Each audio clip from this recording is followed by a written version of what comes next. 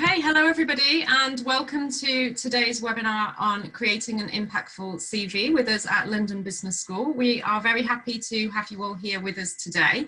Good morning, good afternoon, good evening, depending where you are in the world. Lovely to have you here. And I'm delighted to be joined by two guests today who are going to lead today's presentation on creating an impactful CV. I'm joined by Kai and Paul, who are both executive coaches for our leadership programs, and are here to talk to you about what they find employers are looking for on a CV and what we're looking for at London Business School on a CV too. So hopefully you leave with lots of useful information today on building your CV specifically. My name is Charlotte. I'm the Senior Global Recruitment Manager here at London Business School. You may have seen me at some of our events already. Looking forward to listening in today and hearing lots about this, especially as in the recruitment team we do offer a CV review. So I'm hoping this will support you all to build a fantastic CV which you can then submit to us in the recruitment team for us to review it for some informal feedback and to give you some advice on your eligibility for our programs at LBS. So we will crack on without further ado, handing over to Kai and Paul. Thank you both so much for joining us today. Have a great session. Thank you very much.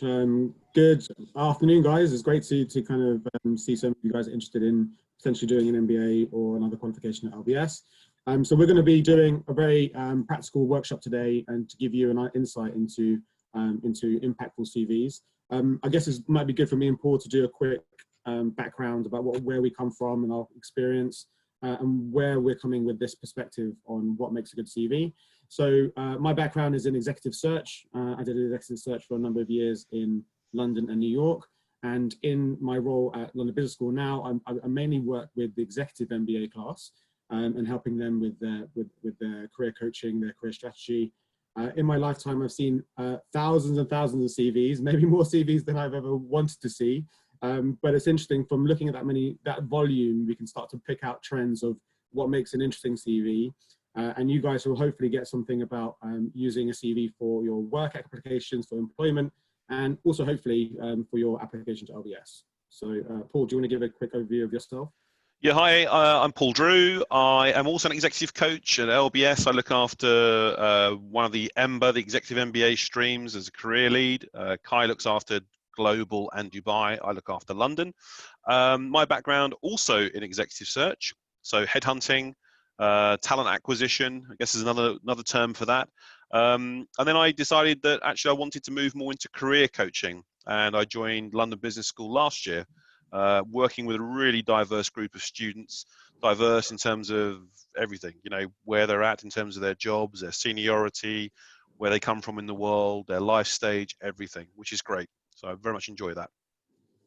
Cool. So to get cracking on, you know, we're going to be doing a bit of broadcasting. So we're going to be talking you through some concepts today, you know, the purpose of a CV. We're going to be looking at examples of good impactful CVs and methodologies that you can use to help improve your profile. And then we're going to open up to Q&A at the end. So you guys have a chance to ask any live questions, any questions about that we might not have covered in the presentation. So hopefully it'll be nice and interactive towards the end, so stick with us.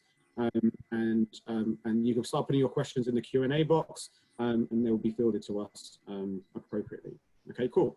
So we're going to start off with a philosophical question, I guess, which is, what is the purpose of a CV? We all do it. We all don't know, you know, we'll have different versions of how we do it. And the question for you guys is, you know, what is the real purpose of creating this document about your life? And for us, I think it's my take on it, and Paul will have a slightly different take on it too. But it's how do you represent yourself when you're no longer in the room? You know, we talk about a lot of topics in career coaching. One of them is personal brand. And the best quote for personal brand I've heard was Jeff Bezos from Amazon saying, it's what people say about you when you're not in the room. And your CV is, you know, your track record of your life. That is your pitch document about why you are an interesting candidate for that role or that organization or that university, I guess. So it has to represent you, and the purpose of it is to get an interview. It's to get a face-to-face meeting. It's to represent yourself, to start a momentum of interest in your profile that will lead to a conversation that will hopefully lead to a mutually beneficial outcome. And so the textbook metrics of what makes a good CV is it's highlighting your achievements, it's it's creating excitement, and it's differentiating you from other people. Why you, and what connects the dots in your profile that makes you an interesting person to meet. Can I jump in here, Kai? I think your CV also, particularly today, your CV has to work hand in hand with your LinkedIn profile. I guess most of you will have a LinkedIn profile, as well as lots of other content about you that's out there. But when recruiters are checking you out, they're checking out your CV, and almost certainly they'll be looking at your LinkedIn profile. So I think remember that at all times. Kai, you also mentioned, it differentiates you from others. Absolutely. Everyone's unique. They have their own set of unique experiences and so on. What I dislike seeing is when someone uses hyperbole. They big themselves up too much. They call themselves in their CV, in their opening paragraph, I'm a world-class communicator. Barack Obama is a world-class communicator, right? So try to dampen down some of the hyperbole, unless you've got some metrics to back it up. Kai, I guess we're going to go into some of the other things there, but make it different. You definitely try to create some buzz about yourself. We see too many CVs that look all the same, so try to bring some personality into it as well. Yeah, I think it's about the balance between authentically being you and being commercially grounded. So if you can strike that balance, I think then you're starting to get onto a winning. So we're going to go through some ideas that will help you kind of self-evaluate your profile, self-evaluate your CV, and it's actually useful for a lot of things going forward, even interviews. I mean, if you took a hiring process, if you imagine that you were in an interview room for the first time, this is meant to be a clock going forward. This is my PowerPoint skills, guys, so don't judge. But you're in the first 5 minutes, you're being judged on your image, and this is not necessarily what you're wearing. This could be a whole load of factors: your tone of voice, your handshake, as Paul said, your LinkedIn profile, the momentum of your reputation coming into that room. These are like image judgments that are happening on you. Then you go through a process of judging your pitch. As an interviewer, you're looking at the first question we would normally always ask, and that's normally gets asked in nearly every interview, is tell me about yourself, which is one of the hardest questions that people find to answer. So your pitch is your story. It's what, like you said, connects the dots in your profile. Once you go through those first two beginning phases, you go into the validation phase. And the validation phase in an interview context is when they start to do some deep dive assessment of your profile, your experiences, your track record, your achievements. And so they get to a position of understanding, what are your key competencies. And we're going to come back to this slide later on, but there's many different words that different organizations use when they assess key competencies, but the principles tend to hold the same. There's roughly 6 or 7 core principles that every company or every university or anyone that's trying to assess value kind of has these as their foundational roots to what they're trying to assess. There's a point in the interview, I guess, when they're happy that you are qualified by your experience, but then the question mark is why you? Why you as an individual?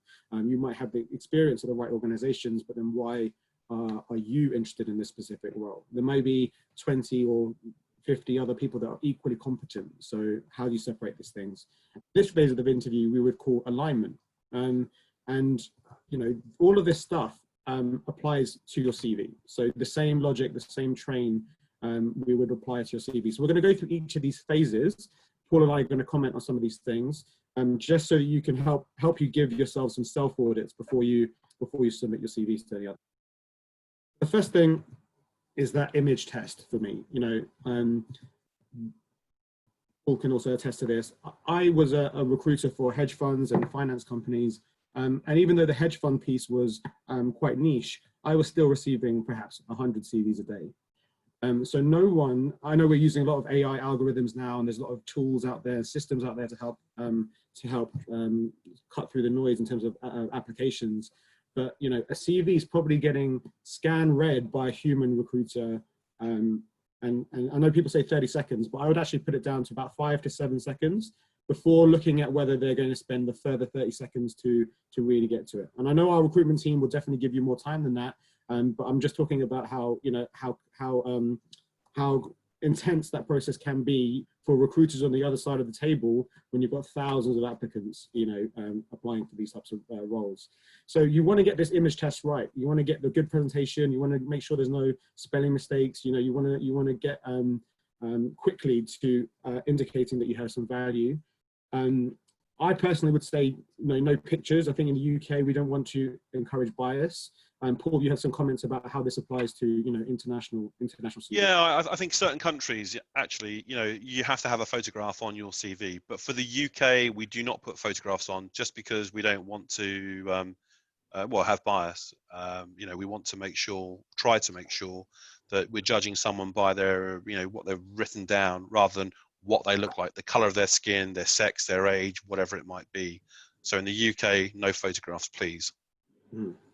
So there is no blueprint for a CV, but this is why, you know, common CVs have these key metrics of information: your education, your employment. You know, some people include profiles, their basic information.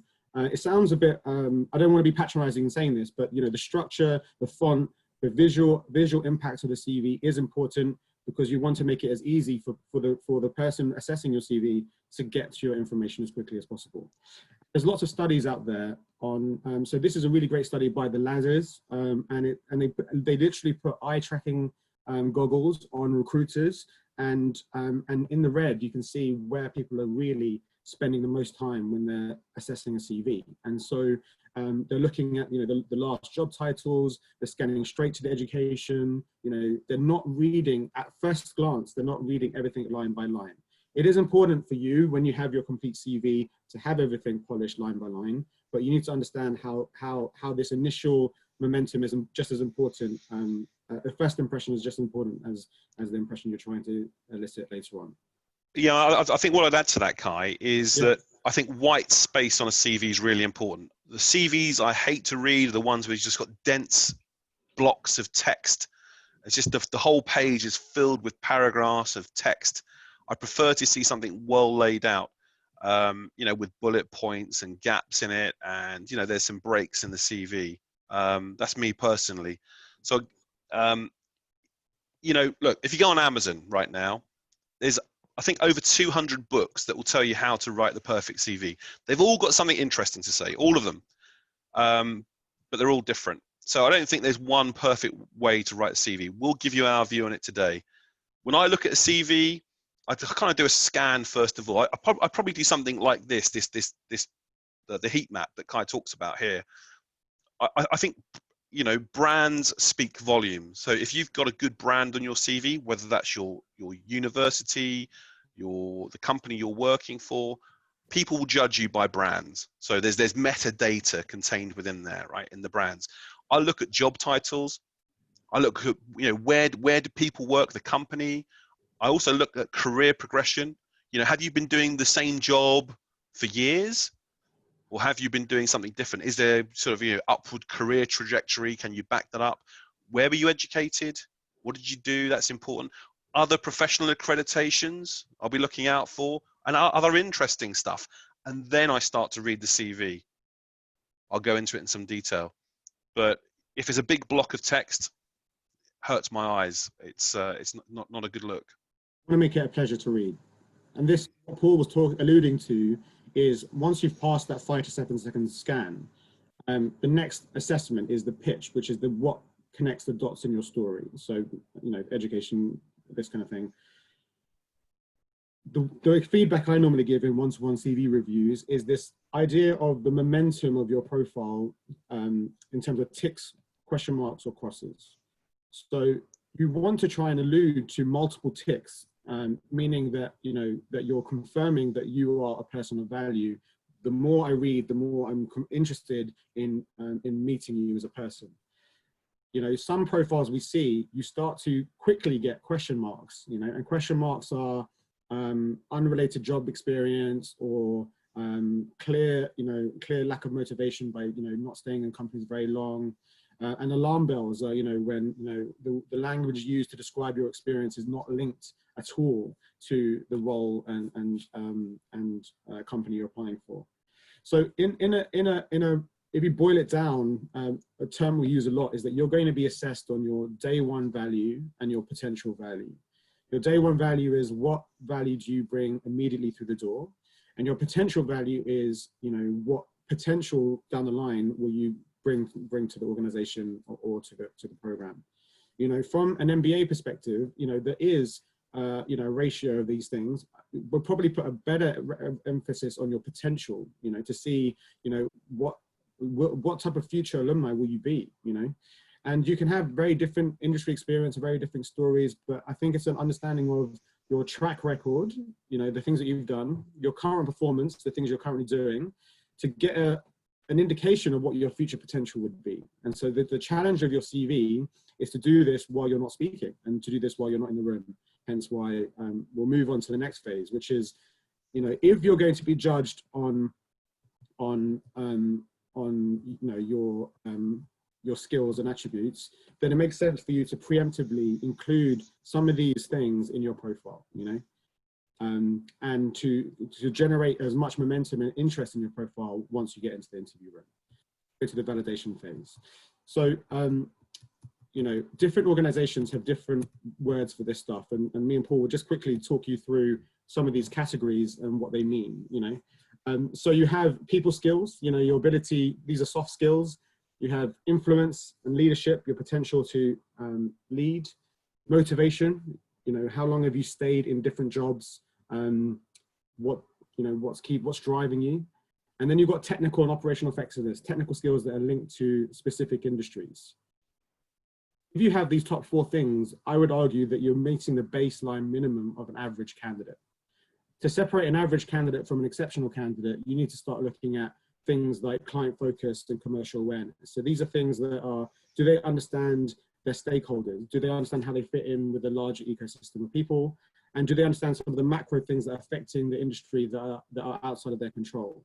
When you put all of these values together, then you start to get holistic value and you start to see, a very interesting candidate. Paul, did you have anything to say? I think these are all good things, and we're going to talk about competencies in a moment, because when a lot of organizations, they will look at a CV and they're looking to assess competencies. Do you have the skills that are gained from experience that they are looking for? And there's a way of doing that, and we are going to talk about that in a moment. So let's continue, I think. Well, I wrote on this slide, can this candidate do 80% of the job day one? And I guess this is to help those of you that are looking at creating an impactful CV for, for actual roles, as opposed necessarily your MBA application. But this ratio of day one value to potential value comes up again. If you can do 100% of the job day one, there is a big question mark about your motivation. But why are you doing this job? Why are you applying to do this job that you can already do? And if you can only do 40% of the job day one, then you might be stretching more than your competency is allowing for. And therefore, there's another question mark about your self-awareness and your technical effectiveness to do the role. A rough good ratio is to try and apply for jobs that you can do 80% of the job day one, and there should be 20% of growth. There should be something that you are growing. Because, the days of getting a new job, location, salary, and promotion in one move is pretty rare these days. You've got to think about stepping stone moves, and I don't want to go too much into it, but this is where career strategy starts to come into making some employment, decisions. But you need to think about how you're offering value within your first day. Mm. And just to give you some insights, here are some, we've taken the names of the companies, I think, just to protect the names, but I think it's interesting to see different companies have different evaluation forms. And they have, if you look down the side, we're going to be sharing the slides with you post webinar, but they might use different language to the ones I used in my slides before, but the concepts are similar, so, yeah. One organization will say cultural, other one will say, communication or people skills. Yeah, I mean, what I'd add to that is that I think most big companies have, you know, specific criteria they want to assess you against, and I think they want to be fair as well. I mean, certainly in the UK, there is a need to be seen to be fair, and there's a need to bring in people to the organisation who are diverse. You know, otherwise, quite often, you know, but the bias is to recruit people who look like us, who have a similar background to us, because we'll think we'll get on with them. So I think diversity, and what I'm talking about here is not just diversity of ethnicity, sex, gender, and so on. It's about diversity of thought is a good thing. I think that's really well recognized there. So a good way of to try to ensure diversity is to have a fairly objective evaluation form, and these are a couple of examples here about what companies will look to assess. And you know, they'll be assessing certainly technical skills depending on the job, but they'll also be looking at your values. You know, do you have the right sort of corporate values that are important? So, you know, you've got I guess on some of these things here, you've got they're going to be assessing your technical strengths, your qualifications, your competencies, and as I said before, the competencies are, you know, the experience that you have gained, or the skills that you have gained through experience, and they'll be looking to tick off some of these things in the interview. You've got these rating scales; they're going to have positive and negative indicators. So as you're being interviewed, one of the interviewers may be looking to tick off and rate you against some of these competencies. They might also be asking you questions that demonstrate your corporate values. I don't want to go too much into interview technique, because Kai, you and I do a lot of this, you know, when the students are with our students at LBS. But, you know, companies are looking to assess you against their values as well. If any of you decide to go and Google some big companies, and you Google corporate values, you type in the name of a company, HSBC, for example, HSBC corporate values, you will see very clearly, this is what we stand for. This is what HSBC core values are. And you kind of need to reflect some of those core values in your CV as well. Sometimes it can be difficult to do.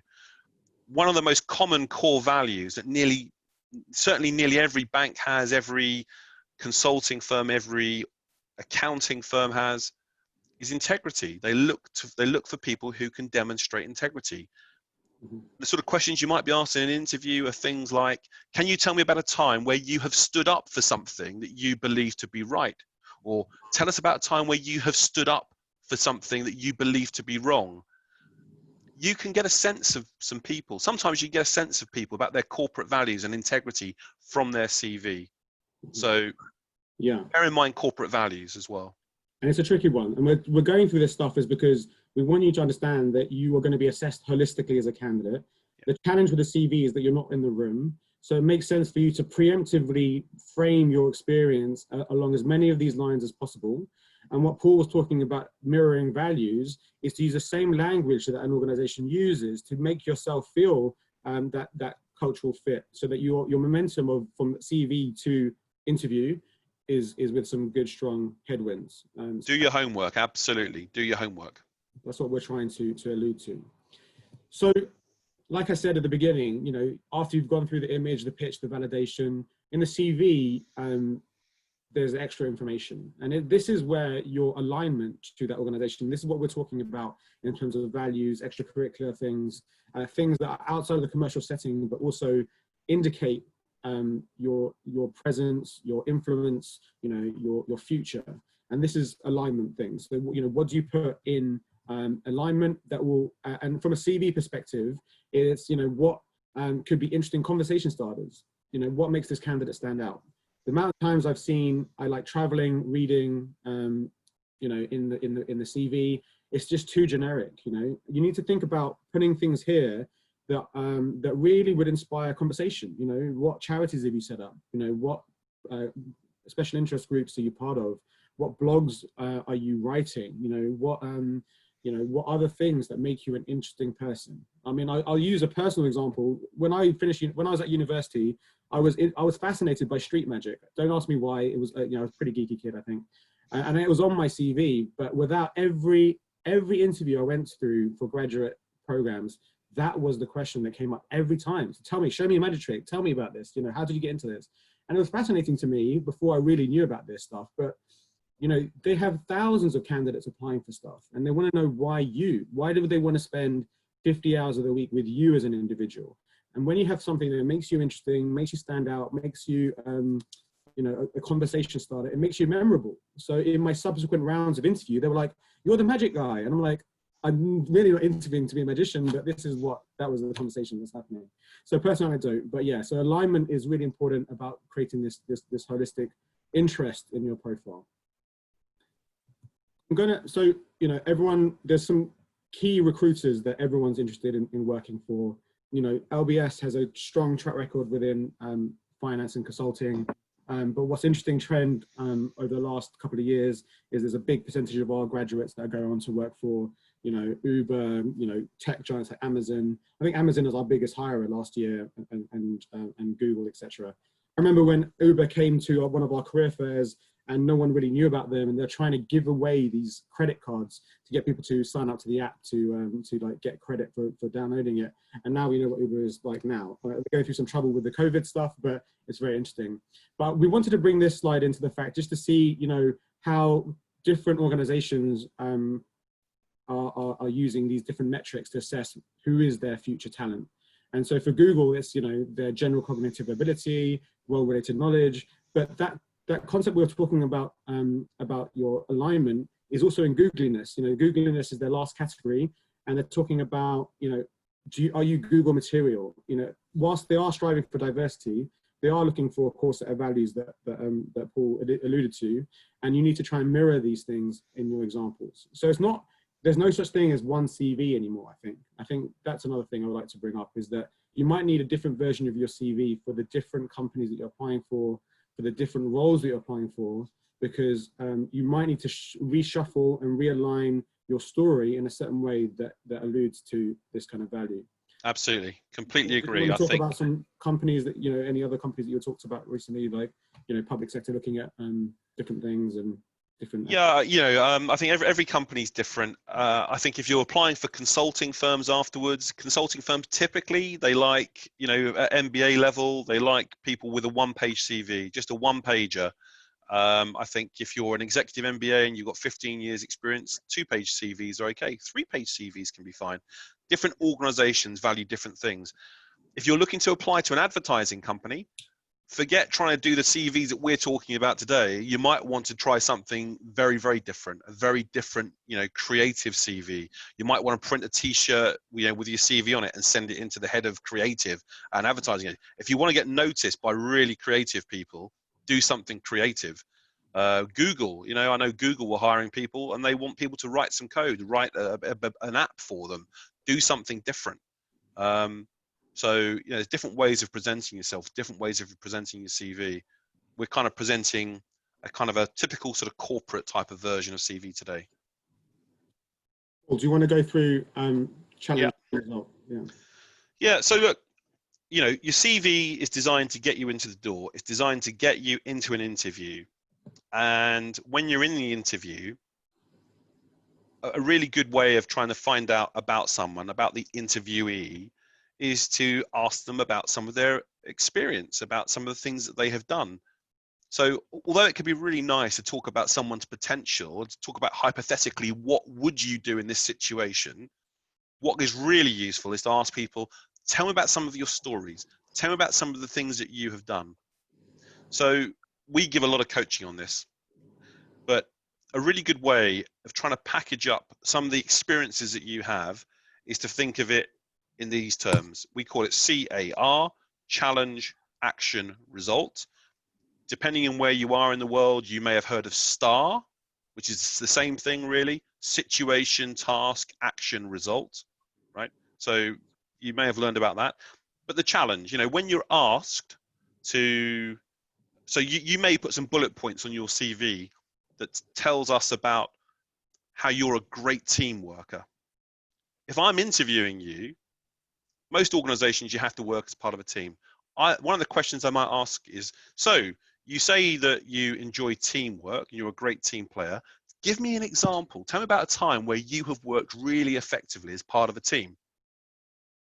And the ideal answer might follow the sort of the CAR framework: challenge, action, result. Challenge. Okay, so last year I was working as part of a team, an internal team within our organization, and we were designing something new. You tell us what the challenge was.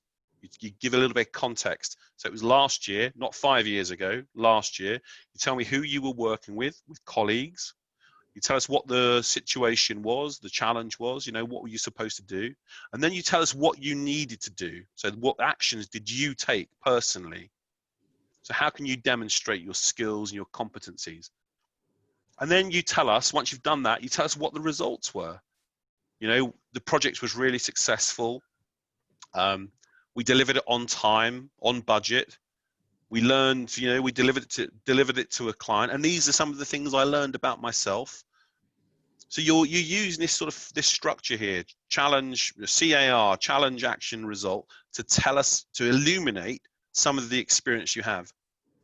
And I think that's a really good way. If you've got a bullet point on your CV, whether it's about teamwork, being innovative, so innovation, you know, thinking of a new way of doing something, improving a process, you need to be able to back it up with examples. And to back it up with examples, use the CAR approach. So it's taking something from a subjective thing, which is, as Paul said, I'm a good manager, to an objective competency, which is the best way you can do that is by including numbers to quantify some of the things you're doing. So this methodology of challenge, action, result not only works in how you speak about things, the challenge was this, the action I took was this, and the result was this, but also in your CV, your bullet points need to be condensed down into indicating the challenge and the results in a nice, concise bullet point. So, you know, in this slide deck, it's a lot of text for a slide for our liking, but, you know, post-event, you can read through this as a work-through example, and you need to make sure that each of your bullet points are creating that impact.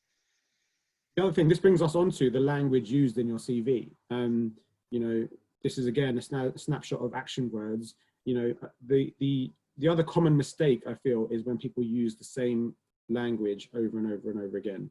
So we try and resist from giving out example CVs, because what's happened is people just copy those CVs, assuming that that's the best way to get in. You know, you need to think about the different types of experience you bring to the table and the different actions that are involved, to show this diversity of experience, diversity of view, and credible competencies. So just to, on that slide, Kai, again, you can Google this. Okay, just Google active verbs. So this is about having an active, well, they're active verbs versus passive verbs. And if you have more active verbs on your CV, it's a better thing. Sure. So we're starting to get into more specific advice about, so we've gone through some of the concepts about how validation and how values are ascertained, and I guess a view from the recruiter side. And then now we're going into, you know, more tactical things about what to do with your individual CV. So that challenge, action, result thing is about, you know, what bullet points you're including. There is also sector specific things that you need to think about. And this is what we come back to the idea of having more than one version of your CV. A common career path for a lot of people is to think about going into private equity. So we've just given this as an example. But, you know, there's certain language that is used and prerequisites that are expected for people looking to go into this career, that it makes sense that you start to use their words to describe your experience. And for those of you that are looking to transition, even once you say start your MBA, your CV is still going to be, your prior experience to the MBA is still going to be the same, and the MBA is going to be a bolt-on, but you'll still reap that challenge of how do you kind of get into that sector. And that's what we do in the Career Centre, I guess, is to help people bridge and transition their experience to these things. So, you know, how does your experience to date lend to day one value in helping with due diligence or modeling or origination or, you know, negotiations, and positioning or framing your experience that you've brought to the table in the past into these buckets that's easy for this industry to kind of digest and accept and see that you have these relevant skills. So you're seeing, you almost have a different set of values and attributes that they're looking for different organizations. So consulting will be different to banking, and that banking will be different to private equity. And sometimes the easiest thing you can do is mirror the language. You know, due diligence applies to a lot of different things. Financial modeling also applies to a lot of different things. But having these things peppered into your profile will start to make you look like a more higher value day one candidate. Combined with your MBA, combined with your story, that might be enough for people to take chances and want to meet you and interview you. So it's definitely worth thinking about in terms of having different versions of your CV for different industries. Kai, might just be good to bring in, as a question come in from Henry, from someone here, and they were saying that, do you have to have experience? Does the experience you talk about in your CV, does it all have to come from your professional career, or can it come from, you know, other things that you do? And I think a lot of the time, employers are looking for the things you've done in your professional career, you know, the jobs you've been paid, but also the sidelines, the side hustles that you might have, things you may have set up at university, maybe you have a side business, part of your portfolio. And I think you can demonstrate experience, that you've got relevant skills and experience through some of those side gigs that you have. I think that's equally relevant. Kai, what do you think? Yeah, definitely. And I think also, not to sell the concept of an MBA, but in an MBA in a 2-year program, I guess the difference is that you have an opportunity to do internships within those years. So even on the executive MBA, for those of you that are older in the audience, you know, the executive MBA, we also encourage our students to do MBA projects. So what this enables you to do is to do some career pivoting. So those of you that are thinking of changing industry, having this internship experience in between, interjected in between your new qualifications, changes your profile. So your CV now changes from what you've done before to now having some interesting focus in a specific sector. So doing an internship that gets you to that due diligence and financial modeling experience will mean that when you graduate, you now have your prior experience plus an MBA plus this recent experience, which shows a track record of motivation into this industry, showing that you have this trajectory that could be interesting for that employer, you know. So, and there is some tactics and strategies to this. You know, just because you do an internship doesn't mean you have to include it on your CV, for example. Your CV is meant to be the best case document for you and why you're relevant for a job. You know, there is some, you can't lie on your CV, you can't lie about the dates that you worked, and you know, but you can change your profile for certain applications to show your relevancy for that role. So there are different styles of CV. So you get a style of CV which is a competency-based CV, where they kind of list different attributes that they have, and then they re-bucket all the different experience into those individual buckets. And then you have chronological CVs, which are listing your experience in a chronological order. And so you need to think about what works for you. At LBS, we have an LBS CV, and we're going to come on to you know, why that works for us, and why you need to think about you know, what the pros and cons of something like this are. So an LBS CV, this format, it's not rocket science, but what LBS did a number of years ago is that they consulted all of our top recruiters, you know, from banking, consulting, you know, tech, media, healthcare, and we asked them, what do they want to see in a CV? How is it going to make it easier for them to differentiate candidates that would be of value to them? And through this consultation period, they came up with this format, and this format is also in line with LBS branding, meaning that many generations of LBS alumni before you have also got a CV that looks like this. So this is useful for our strongest employer relationships. They recognize the LBS CV straight away. It's good for LBS alumni who also recognize an LBS student coming in through the way. And it's easy for them to access the right information pretty quickly, what they're looking for. So when you join the program, we, you know, within your first couple of weeks, we get you to kind of repurpose your CV into this kind of format through, you know, through our CV workshops. And so that you have an LBS version of your CV. It doesn't matter, it doesn't mean that you don't have to have other versions of it. It just means that you are also fitting in. And so the LBS Career Center also has CV books where they send, you know, packets of CVs to employer relationships, or employers might request to see certain profiles. And this is to help you being part of that machine that's working on behalf of you to increase the number of opportunities that are coming back to you. Paul and I both work with executive MBA students. So these are slightly more experienced candidates. And so for those of you that are more experienced, you might find it quite hard to fit into this type of profile. You might find it a little bit claustrophobic. And we have different advice and experience and ways of doing these, fitting your profile into an executive CV. It does look slightly different, but for the benefit of the audience today, we wanted to show you what our LBS branded CV looks like. And so you can also potentially mirror this if you are looking at applying, that you can start mirroring this stuff, and it'll help the recruitment and admissions team also get to the center of your profile, the center of your story, and help facilitate that meaningful interview going forward. Can I just add on this? If you look at this CV, you'll notice a couple of things. If you look at the business experience, the work experience, you'll see that it's in reverse chronological order. So it's the last thing, the thing you're doing now probably, or the last thing you've done, that comes first. Okay, so it's the last thing you've done first. The second thing is, if you start looking at some of the bullet points there, there's a big difference there between having responsibilities and having achievements. And this CV is focused around achievements. Each of those bullet points, certainly the top ones, are focused around achievements, rather than someone give me the shopping list or the laundry list of responsibilities. I'm really interested in what has someone achieved. I think we are at LBS. What have you gone about and achieved? Doesn't necessarily need to be at a huge scale, but tell me about your achievements. You don't need to have managed a $500 billion budget or managed 200 people. We're not looking for that, but tell us about your achievements, please. So at LBS, once we also have a tool called VMOC, and it's free for LBS students. But I just wanted to touch upon this because we normally get questions about AI algorithms and companies using software to vet candidates. So VMOC is a software that we've subscribed to, that we put students through their CVs through, and it gives them an AI rating.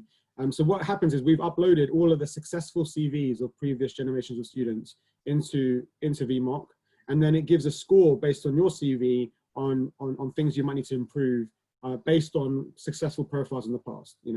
And so it's just that it's to add, to help facilitate some feedback on your profile, and to play into the next I guess innovation in the space is AI tools assessing candidates' profiles.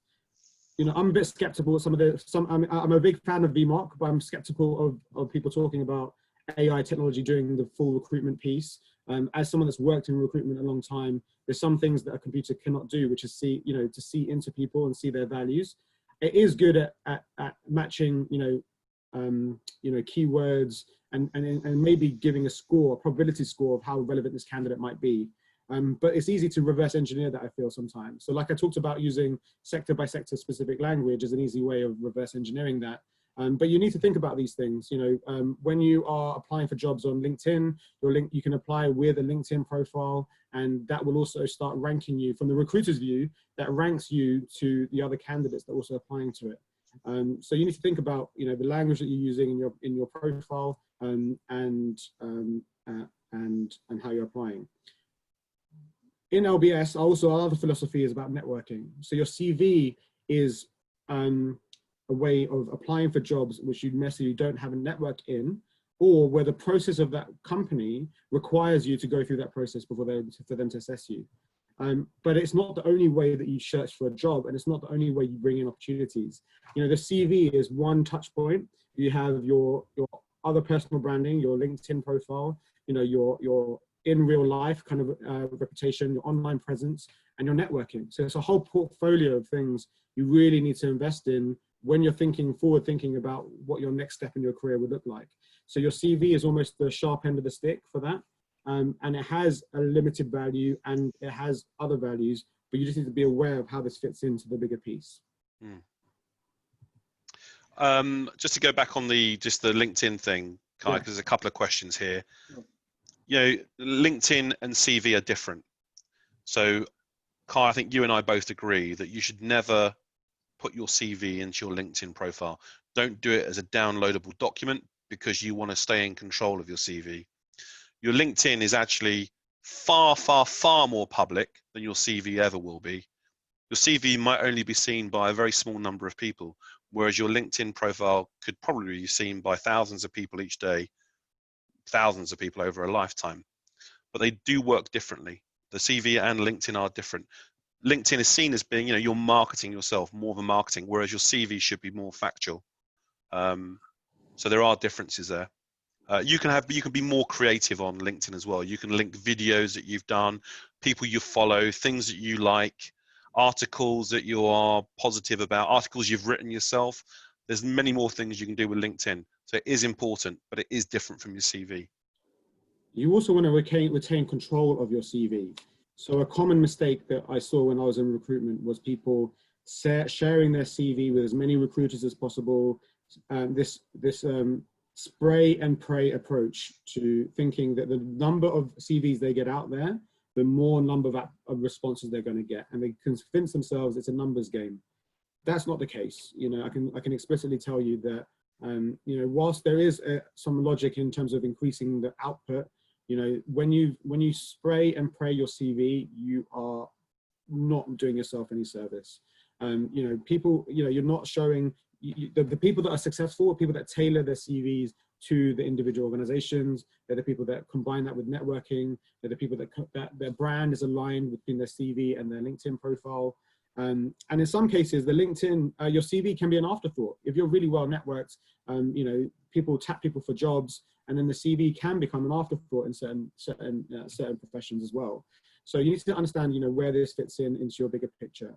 And this slide, I think, is quite interesting, and it's about, this is our personal view. I mean, there must be other ways of looking at this stuff, but it's what makes a superstar candidate, And for me, I guess it's the combination of their executive presence and the executive influence. And your executive influence is based on your competencies and your results.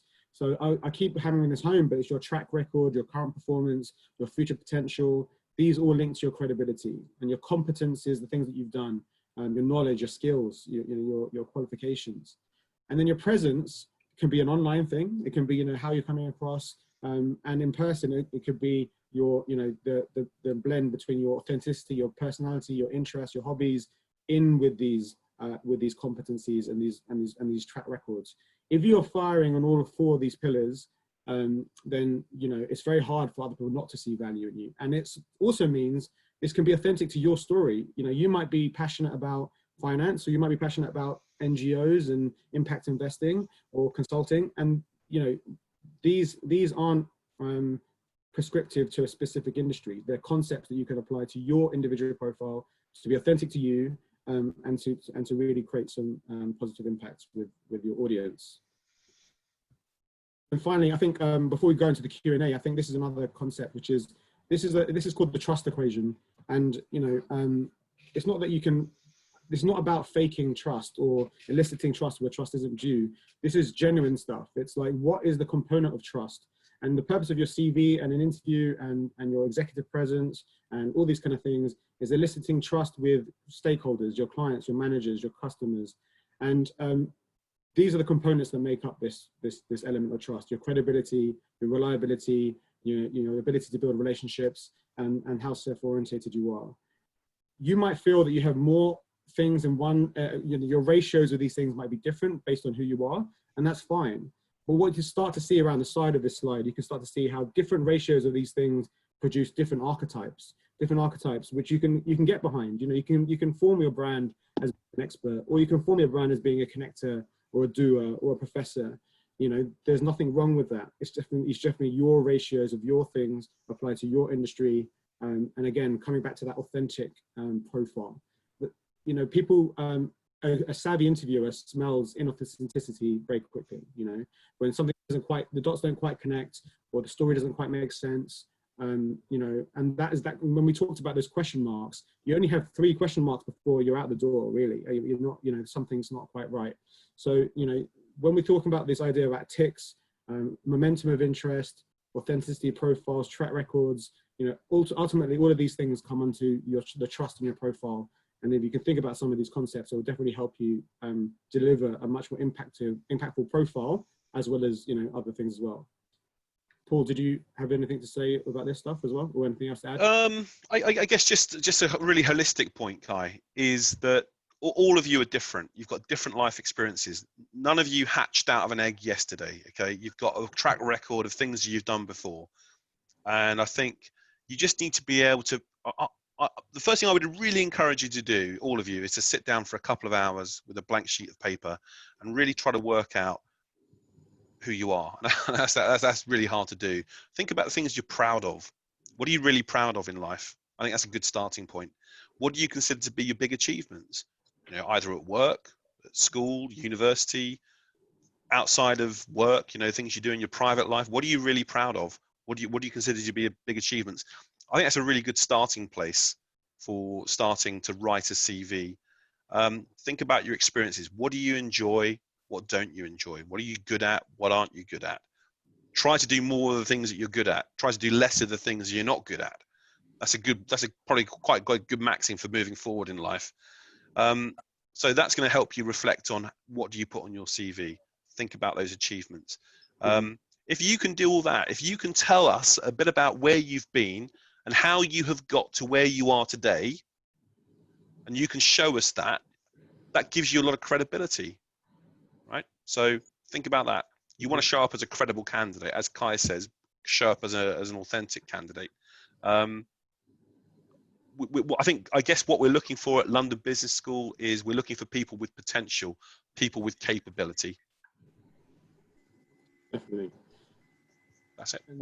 And that process of going through your self-competency, which is inward looking, and translating that into social competency. So where does the thing, so you do that process of introspection, finding out, as Paul said, your strengths, your interests, your hobbies, and then social competency comes from looking outward looking. How is this reflected in the marketplace? You know, what opportunities, what careers could be potentially interesting for you to explore? You know, we're not expecting, I think, all candidates to have everything figured out before they come to LBS, and it's a common psychological journey. I think when I've seen students from before they come to the program, during the program, and after the program, it is a bit of a roller coaster where they might have told themselves they're going to do something during the program. They come to LBS and they get exposed to lots of different industries and careers and stories and people, and they might go through an identity crisis about what they want to do next.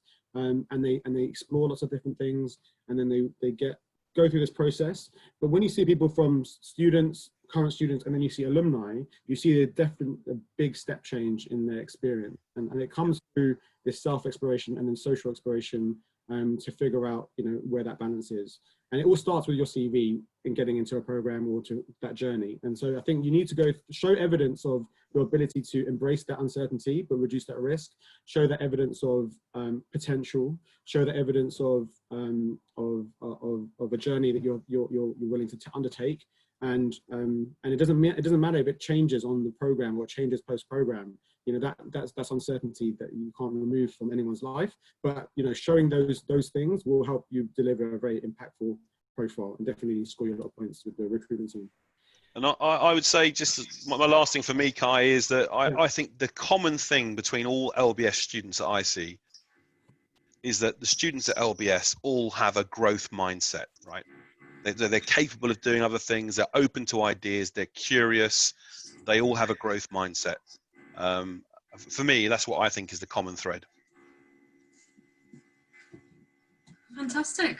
Thank you both very much for everything so far. We're going to take an extra 10 minutes to go through some of these questions that we have here. And just before we lose the slide, before we head into the panel, I just want to point out the email address on this slide, masters@london.edu. For all of you attending today, we will send a recording of this session, and you will be, if you want to submit your CV for a review by our recruitment team. So that any of you who are looking to submit an application to one of our programs, my team, the recruitment team, are happy to review your CV and talk to you about your eligibility and give you some informal feedback on your CV.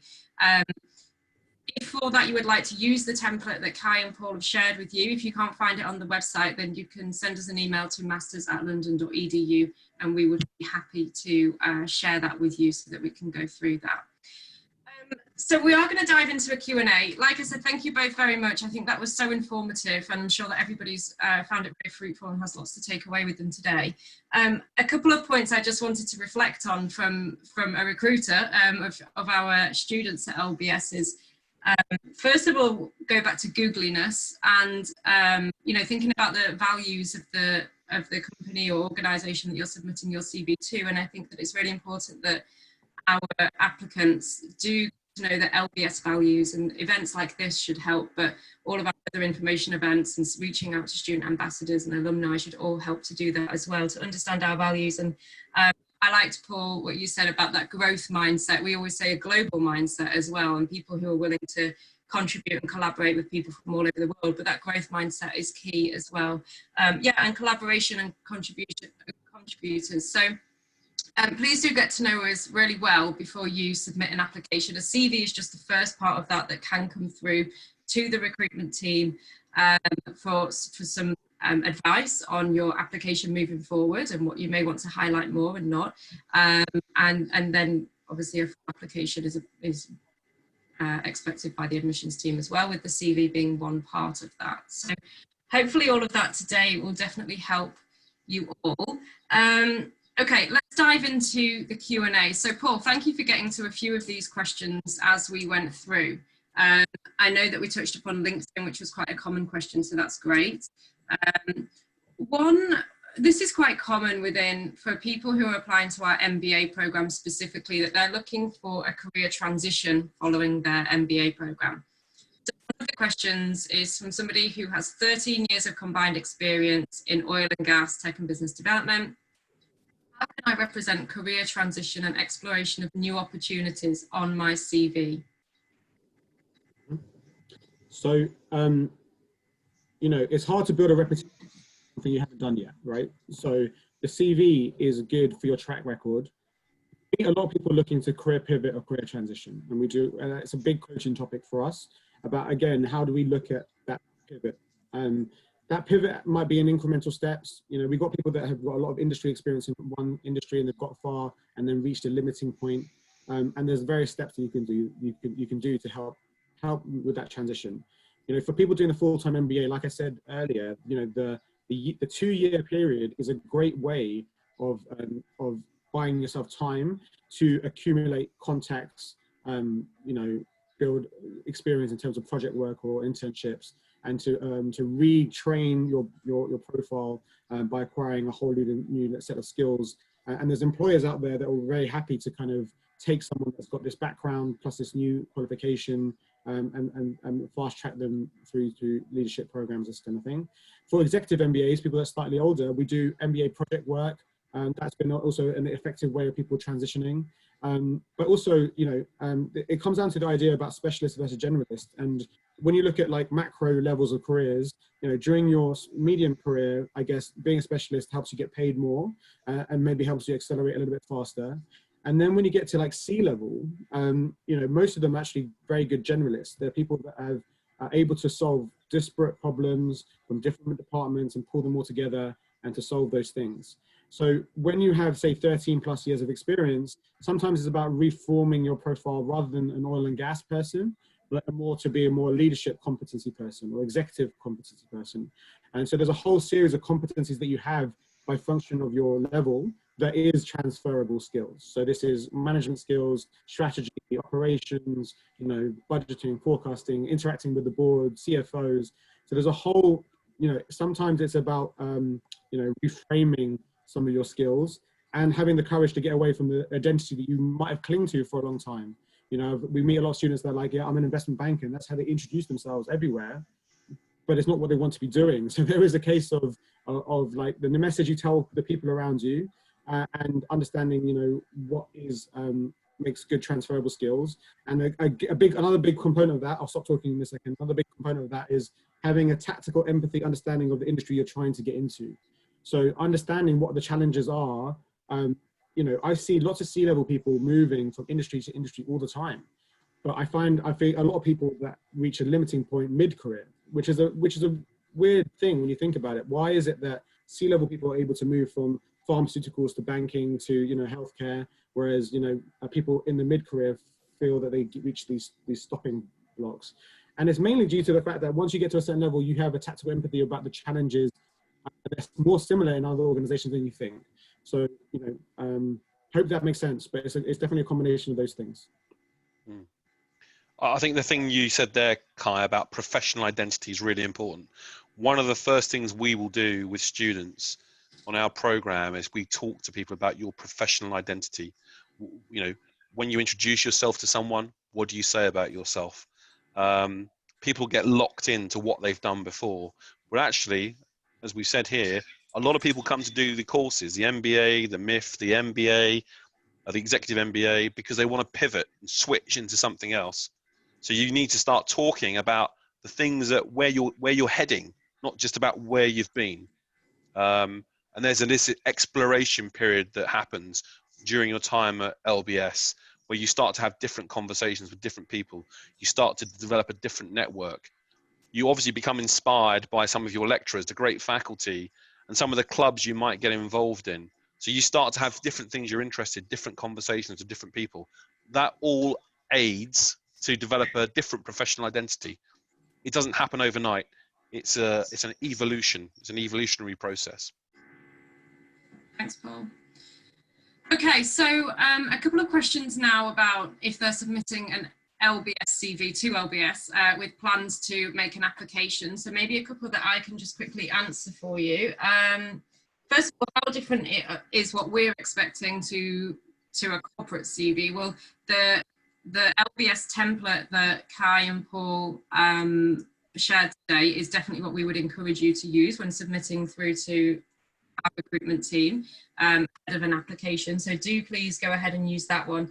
And the content of it should be very similar to the things that Kai and Paul discussed. So, you know, we're not looking for job descriptions, we're looking for achievements. And that's definitely key in what my team are looking for as a recruiter would if they were going to employ you as well. So, you know, really everything that Kai and Paul have said today is relevant to what we would be looking for at LBS as well as employers.